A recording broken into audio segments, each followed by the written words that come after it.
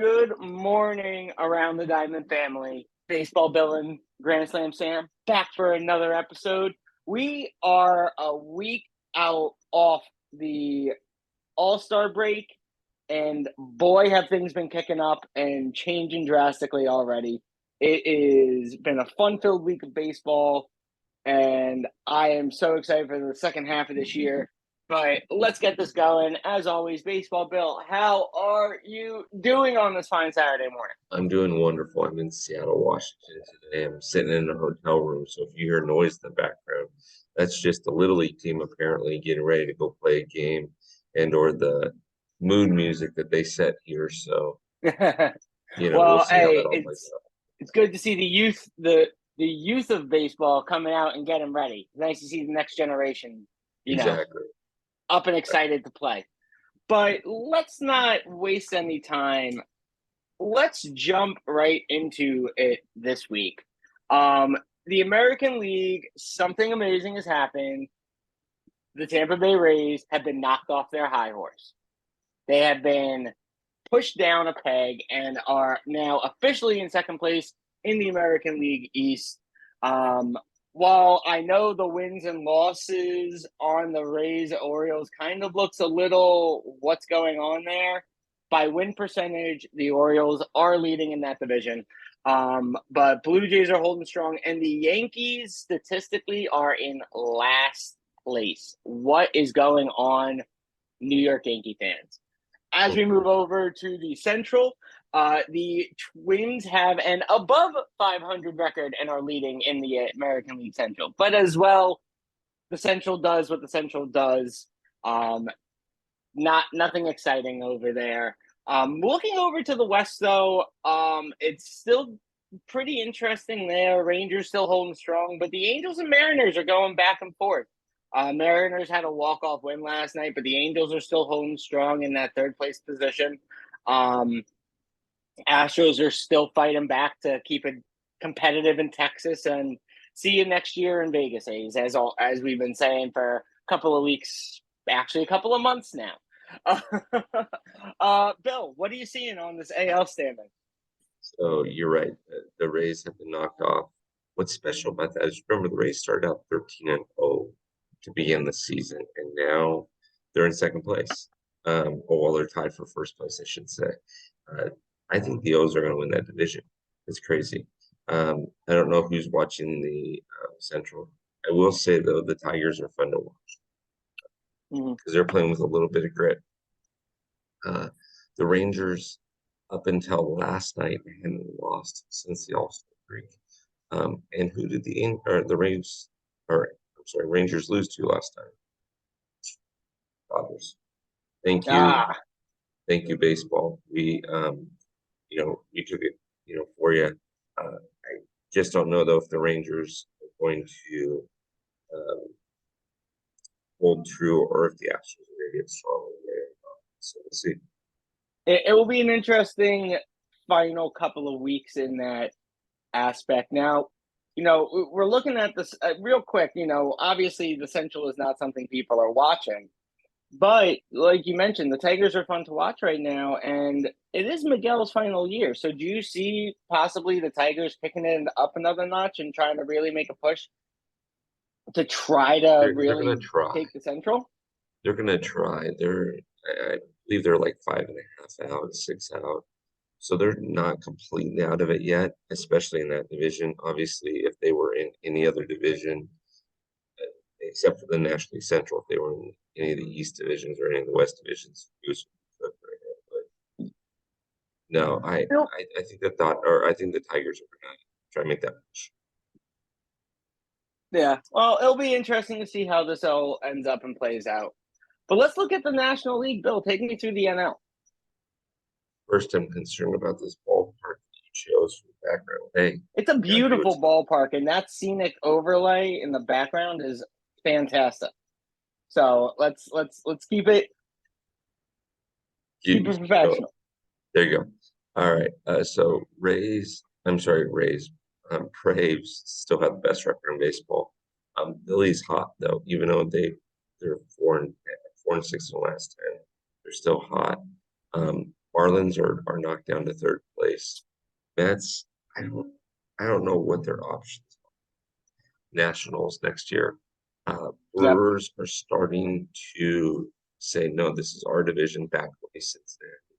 But Cincinnati is actually playing very well. Cardinals are starting to step it up, and we might have a conversation about that. In the West, uh, Dodgers are starting to separate themselves, but the Diamondbacks and Giants are right there, 3 games out. The Padres are trying to turn it around. Is this going to be with that lineup and that group that they have? It's going to be a very big embarrassment if the Padres can't make the playoffs.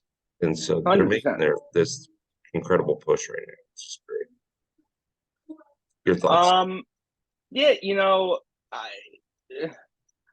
I have friends staying this weekend that are Mets fans, and I asked them last night, I'm like, what's going on? And the one thing that they said to me was, we have no excuses. We have no excuses.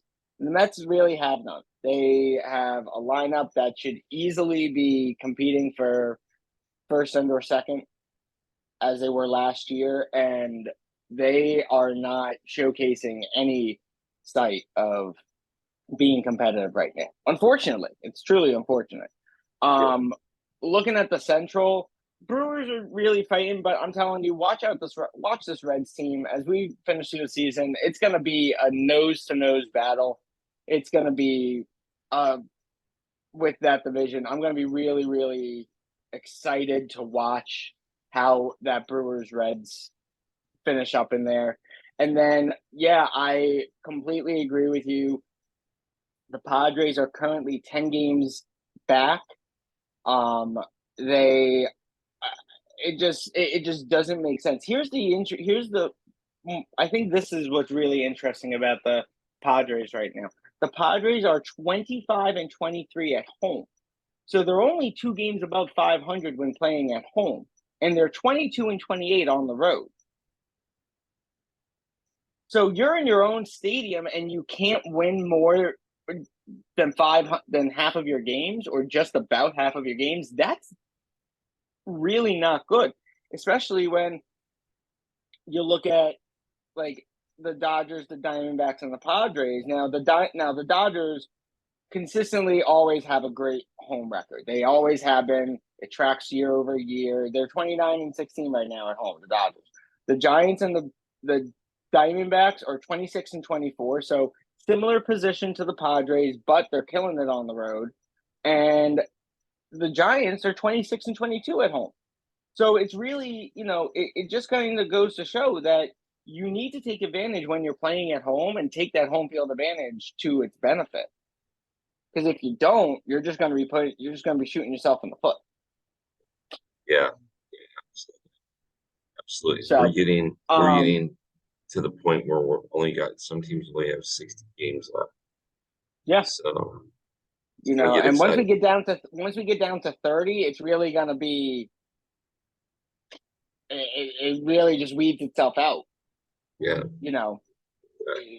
the wild card picture becomes much clearer as we get to 30 games, and the division gets tighter, but it still starts to showcase who's who. So it's going to be interesting. It's going to be fun. Can't wait to see how this West plays. Side note, did you see Boston last night? I did not. You needed Noah's Ark to get out of that place. Um, I mean, it went nuts yesterday. My wife thought that a pipe had broken. It was so funny. And that was a rivalry game between Boston and Nets. Both teams that are trying to play, Boston being, right there in the wild card hunt, Nets trying to prove Yeah. themselves. And it was hilarious. As you were saying, as you get down to 30, I'm thinking, how are these teams going to make these things up if increment weather comes up? Yep. So it'll be fun to watch, but let's keep looking. We're going to move over to some stats real quick. Nothing really much has changed on the stat board.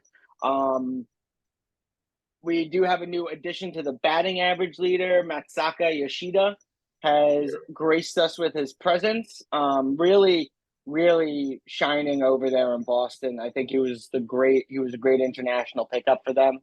So really happy to see he's, shining. Um, and on the RBI leaders, I mean, it's all pretty much still the same. And Shohei is showing what Shohei does. Yep. Bill, what about the pitcher side? I mean, you're like our Same. pitching guru here. So, Same. You're seeing a lot of guys with 11 wins now, which um, is interesting because it seems like it's an offensive year, but it's not. The pitchers are doing very, very well. Spencer Strider, Nathan Eovaldi, all pitching. When they show up, they show up. Spencer Strider obviously will clear 200 strikeouts. Chance, side chance for 300. What's interesting on this side of it is you may have two, maybe three 20-game winners on this list, and you also may have, well, Spencer will get there for probably for sure on the 300, but you'll have multiple guys with 230 to 250 strikeouts, which is insane, oh considering yeah, that everybody's talking about the offense. it's true. Well, what's interesting though is that we haven't had. I think this is the third week in a row we haven't had one of these winners with 11 wins move up to 12 wins. We've been Yes. stuck at 11 wins. So I will be very curious to see which of these pitchers gets their 12th win first. So what's also interesting on the pitching side, Zach Gallen, Diamondbacks are in the wild card if the season were to end right now. Atlanta's got the best record. Texas is leading their division. Tampa Bay's tied for first in their division. Philadelphia's in the wild card. So you're looking at these pitchers, and these pitchers that are representing teams that are going to be in October. So that's there's something to be said for again, offense sells tickets, defense wins games. 100%. Moving on, we have gone up just a little bit in the stolen base count. It wasn't a huge week for stolen bases, just a little over 100 this week. Acuna's pushing for 40 for 40, I'm telling you. He's doing it. But I think we're starting to see more stolen bases. I think we're going to start seeing that count really start to drop as we move towards the end of the season, because now we're starting to see more and more guys get tired, be worn. Bingo. It's not the same as the beginning. Bill, what do you think? No, I agree with you. I think guys are getting tired. I think they're getting. I mean, it's the dog days of summer, right? And Yep. you just came out of the All-Star break. Now, every team this year has 2 days off in a week. Some of the teams, like the Dodgers, have the All-Star break. A lot of them have it in August, where they'll play 1 week, 6 games, and then the next week they'll have Monday off and Thursday off. Yep. Oftentimes, those travel schedules are difficult. They're not a huge travel scenario. So, yeah, it's to me this is huge. These stolen bases, but you are starting to see this, and you will. We'll end up with 2,500. I don't know that we'll cross the 3,000 threshold. We might. Who knows? No, I think we'll probably end somewhere around. I think we might get to 2,700. That's kind of where I think we're going to balance out. But it's going to be interesting just to see how the year with stolen bases goes, especially because we're seeing a lot more pop out of these catchers recently, getting these guys. I mean, look, Patrick Bailey took out De La Cruz in a stolen base in their series against the Reds this week, and De La Cruz is considered one of the fastest guys in baseball currently. So I mean, it's really interesting at times to even see these catcher runner, duels. Who's gonna win out? So it'll be interesting. But while stolen bases is kind of dwindled a little bit, home runs are still cranking out faster and harder than we could count. We went up just about another 150, 160 home runs in the week. Shohei still leading the leaderboard. But it's interesting. I thought we'd have a bigger change in the bottom three of this list, and it really didn't change much. Bill, thoughts? Yeah, no, it's so Pete Alonso. I looked at Pete Alonso the other day, because of this. And when I looked him up, I want to say it was on Wednesday or so. He was hitting 207 um, with 63 hits and 26 more home runs. And that's not going to cut it. Nope. It's not going to cut it. Now, some of these guys on here have pretty decent averages. A lot of them do not. And so, again, if you're going to hit the long ball, that's great. But you'll start to see these five just kind of separate themselves from the pack. And it's Yeah. interesting that Mookie Betts has 27 home runs. And believe it or not, on the Dodgers, currently the stolen base leader is Freddie Freeman. You would have expected those two roles. I am completely shocked by those two numbers There you and go. who holds both those numbers. Yeah, no, I think you're right. I think these guys are just going to separate themselves, but even more so, you couldn't have hit the nail more on the head with batting average to, hitting comparison.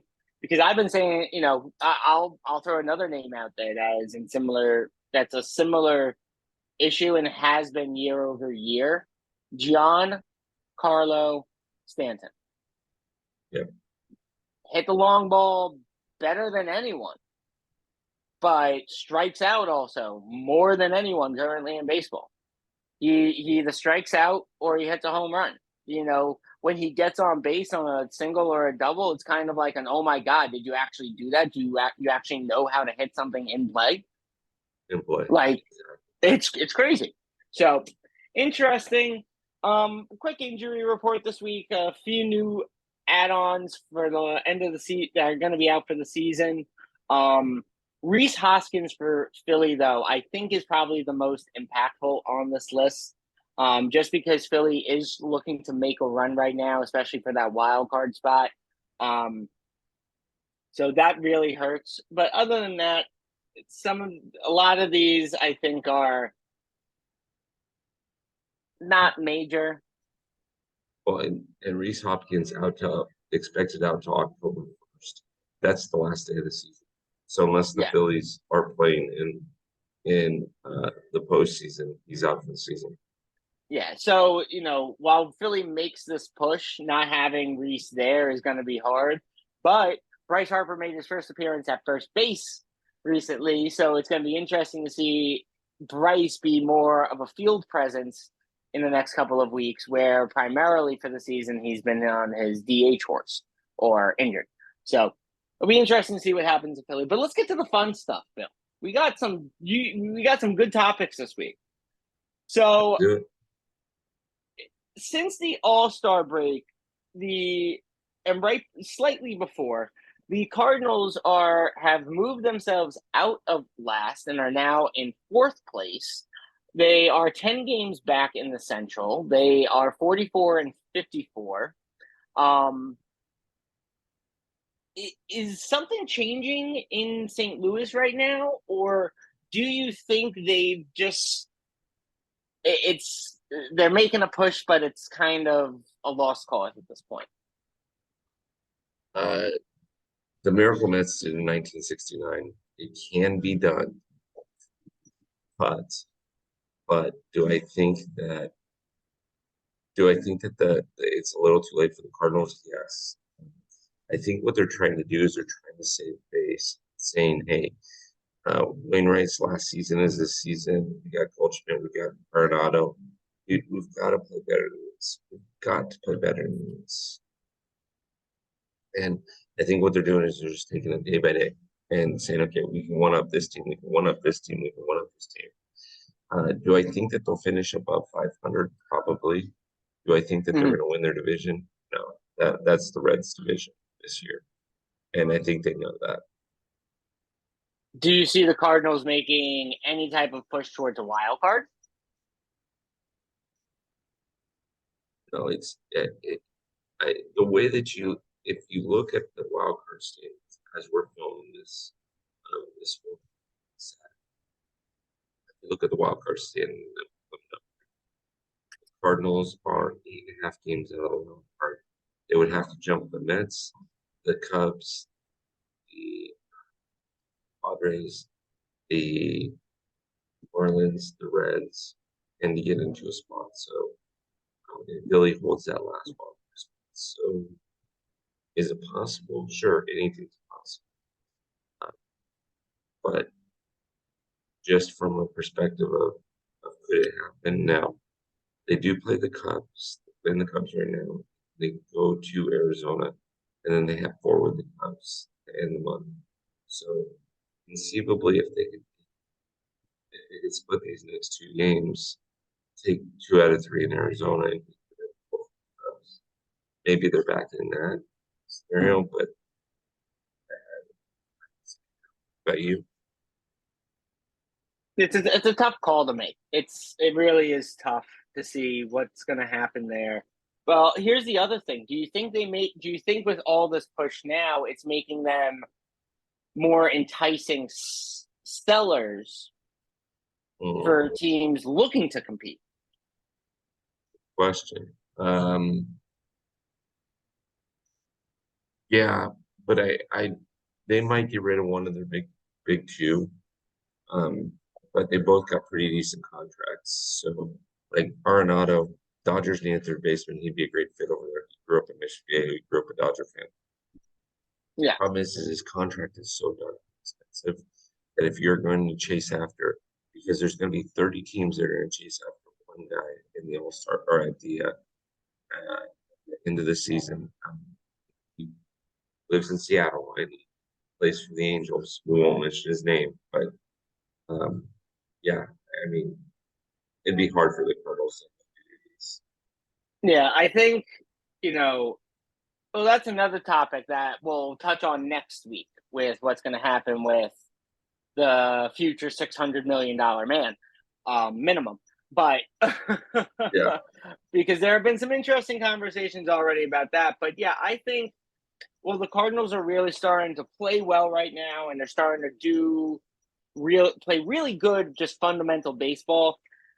I think they're going to keep that division competitive enough that's going to make it more interesting for the Brewers and the Reds. Who's gonna, oversee the other? Because look, right now, yes, while the Brewers run the division, Cincinnati, the Phillies, Cincinnati, and Miami are all tied for the third wild card spot. yep. So I think the Cardinals are kind of going to do what always ends up happening with the third place team in the NL West against the first and the second place team. And Yes. Bill, you know exactly what I'm talking about. The third and fourth place team in the NL West always screws it up for the team that's either in first or second place in the NL West in the last month of the season. And I think that's what the Cardinals are going to aim to do. But I don't think they're going to be able to trade one of their big 2. The contracts are just too lucrative. I think they're trying to send Wainwright out on somewhat of a decent note.